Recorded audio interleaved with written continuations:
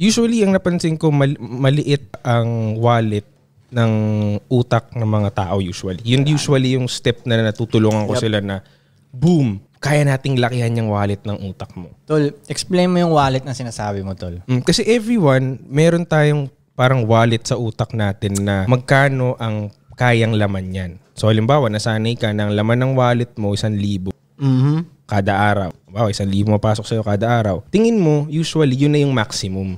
Yun na yung laman lagi ng wallet ko, 1,000. Then, usually, na-open pa natin yun na ang kaya ng wallet mo sa isang araw, 1,000,000 talaga eh. Tapos, magugulat sila, kaya pala nga na they work towards it na pag meron ka palang tinitignan na wallet na kaya mong i-maximize yung 1,000,000 isang araw, kaya mo siya i-achieve. So, once napalaki mo yung utak ng tao ngayon, mag-focus na yung utak niya mag-isa, autopilot na yun. Mag-iiba na yung iniisip mo sa gabi bago ka matulog, pagkagising mo. Kasi yung wallet ng utak mo, laki dati, 1,000 lang yung iniisip parang mo. Parang pinaalaki mo lang yung vision niya, no? Yes. Diba? Yung nakikita niya. Yes. Yung ano. Kasi parang yan, minsan, kaya may makakarinig ako na pangarap ko talaga magkaroon ng bahay lupa, sariling bahay lupa, tsaka kotse. Parang lagi ko naririnig sa mga tao yun eh.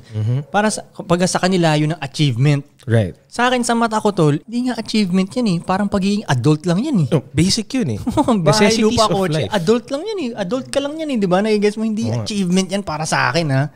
Parang ganun eh. So, parang kaya yung iba siguro, kaya yung iba siguro, pag nakuha na nila yun, goods na sila. Dahil buong pagkabata nila, yun ang iniisip nilang achievement. Okay na yun eh. Okay na yun ko yung pampatahimik ng society yun. Oo, no, tatahimik na yung mga kamag-anak mo nun. Wala nang sabihin mga kamag-anak mo sa'yo nun eh. May bahay, lupa, kotse ka, no? Parang yun na yun eh, no? Pero, pampastable, parang ganun. Pero kung isipin mo, kung yun ang achievement na tinatarget mo, ang achievement, pag achievement siya, years yun bago makuha kung achievement yun eh.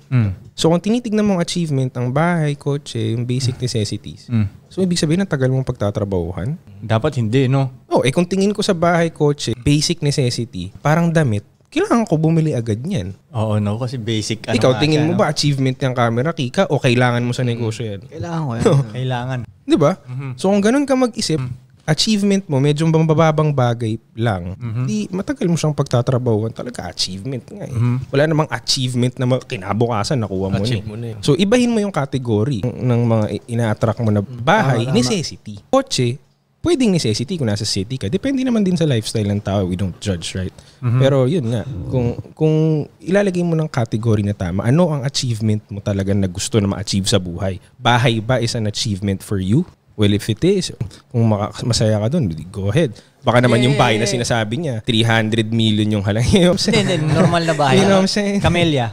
Pero hindi, kung yun naman yung makakaano sa kanila, makaka-fulfill sa kanila, sila yun, parang gano'n. Yes, pero we're talking about the hustlers here, syempre. Dito tayo sa grupo. Kumbaga, bilib nga ako sa kanila na gano'n sila eh. Bilib ako na, sa totoo lang, bilib ako sa kanila na gano'n sila. Kasi ako hindi ko kaya yun eh. Madali silang sumaya. Hindi ko kaya yun. Parang, di ba nag-guess mo? Parang, bilib ako sa'yo na kaya mong ganyan.